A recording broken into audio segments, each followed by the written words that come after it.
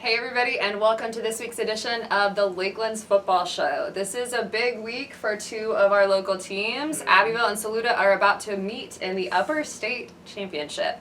Obviously, there's a little deja vu, not for us because we weren't here, but for those of us who you're a little more grandfathered in. And I'm not a grandfather.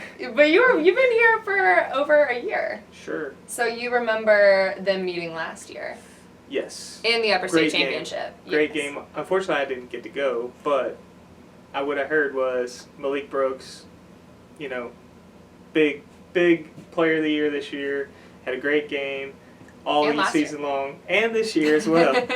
He's going to be the key, I feel like. But last year, they shut him down a little bit. I think he was held to less than 100 yards. Right. And a 36-14 Abbeville win. Abbeville went on to win the Class 2A state championship, and there's a lot to talk about. And how many rushing yards did Abbeville have in that game? Was it over 400? I think it was. I think you specifically researched so that you get to say it was more than 400 yards. That was a big game for Abbeville. Absolutely. So why don't we go ahead and let's give our assessment of the situation, but let's not pick yet because we're going to drag out the suspense a little bit. So I know you covered a lot of Greenwood, Yep. but you covered a little bit of Abbeville and Saluda too. What's your kind of assessment of how those two teams match up? Yeah, really strong up front, both in the running game on offense and run defense. Big special teams too. I mean, Jamie Nichols and Stuart Young, both really good coaches. They're going to have their teams ready, obviously. Malik Brooks, what can you say about Malik Brooks that hasn't already been said? I mean, just a heck of a player. Malik the Freak, yeah. You don't get a nickname like that by being subpar. In the best way possible, Malik the Freak. Exactly. So I think it'll really come down to Saluda's passing game. Noah Bell, can he stretch the defense? We know what Malik and Tyrell Abney can do. Can they get it done through the air? Absolutely. And Noah Bell is obviously a freshman quarterback for Saluda who kind of took over halfway through the year. More of a pocket passer, so we'll see what he can do. What about you? That was the formula Saluda tried to use last year. Dual quarterback, both have different strengths and weaknesses. This year they got Tyrell Abney, more the wide receiver, so try to stretch the field. Noah Bell, more of a pocket passer, you would say? A little bit. I think he's developing, so sometimes, he doesn't necessarily see all of his options, but I think he's getting better. And do you want a freshman quarterback going up against a strong Abbeville defense? So, under pressure, we'll see how many they rush, how often, what kind of poise will he show. And I think it's really, for me, I think it might come down to special teams because Abbeville has struggled a little bit containing kickoff returns and punt returns as well. So it'll be interesting to see how that matches up with Saluda, who puts just like an awesome athlete back there. You can pick. You have your pick of guys who can return kicks for Saluda, and they've returned a couple for scores this year. Right. So that'll be something to watch. But then also, obviously, after these two teams play, they're not done. One team will go on to the state championship. Yep. So who do you have them playing in the state, or whoever wins? Who do you have them matching up with? Lower states, Batesburg, Leesville, and Barnwell. I think Barnwell gets it done.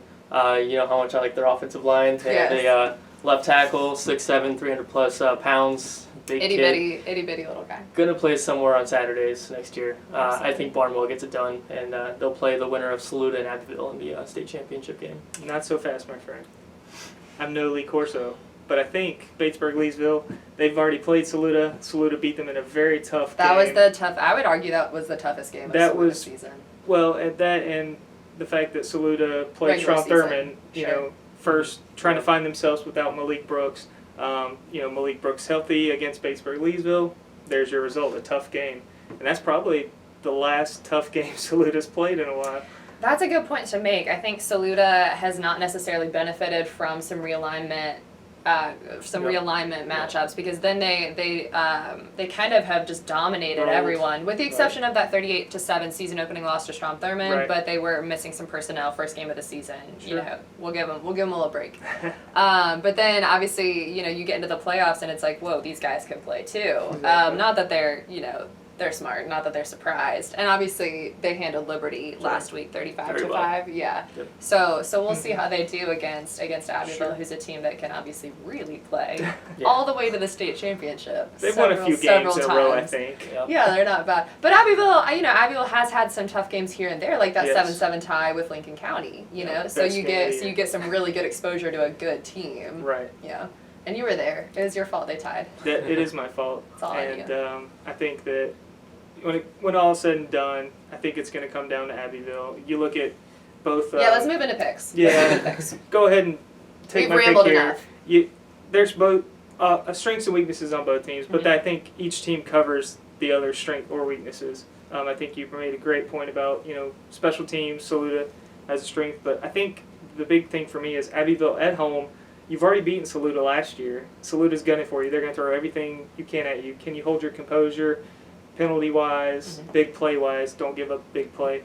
Abbeville's been able to do it all year. I don't see why they can't, in a close game. Very close game. So you're going Abbeville? Abbeville. What you got? Yep. And when I was covering Liberty and Saluda last week, there was a student who said that Saluda will beat Abbeville by 60. Which is a bold pick. I don't know if I like those odds or Very math. Bold. I think it'll be closer. Stuart Young told me that they scrimmaged against Abbeville, actually.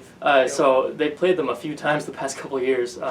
They said Abbeville handled them a bit in the preseason scrimmage. Like I said, it'll come down to the passing game. Can Saluda move the ball effectively on offense? If they can, it'll be thanks to Malik Brooks and Tyrell Abney, but Noah Bell needs to get it done through the air and stretch that defense.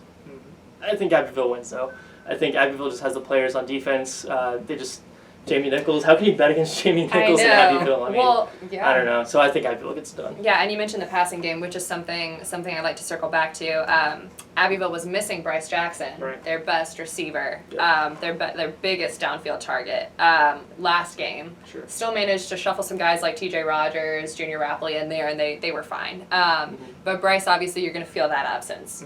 So he's going to be a game time decision, but if he does play, I think he tweaked a hamstring in practice, but if he does play, then I think that kind of tips the scale in Abbeville's favor a little more. So I can't believe this is about to be a sweep because to me that's just so crazy to pick against our player of the year in Saluda, who's that team's just come so far. Sure. But I think, like you said, Abbeville playing at home, Abbeville's kind of just a machine, and I think they have so many skilled players, and they're also good in the trenches, so I've got to pick Abbeville. But David picked them. But upset alert! Yep. If there was ever an Abbeville upset alert time, it's this week. Yep. So David and I will be at this game on Friday in Abbeville. So make sure you check out what we put out after the game, and we're excited to see where this goes. And like we said, it won't be over. Next week, one team will be heading play for the state championship. We'll be playing for the state championship. So make sure you tune in for next week as well. So thank you so much for joining us, and we will see you next week.